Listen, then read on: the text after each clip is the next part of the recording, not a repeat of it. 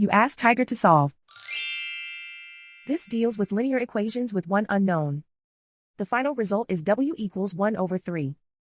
Let's solve it step by step. Group all w terms on the left side of the equation. Add 5w to both sides. Group like terms. Simplify the arithmetic. Group like terms. Simplify the arithmetic. Group all constants on the right side of the equation. Add 9 to both sides. Simplify the arithmetic.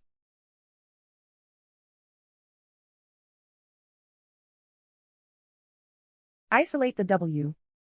Divide both sides by 9. Simplify the fraction. Find the greatest common factor of the numerator and denominator. Factor out and cancel the greatest common factor. And so the final result is w equals 1 over 3.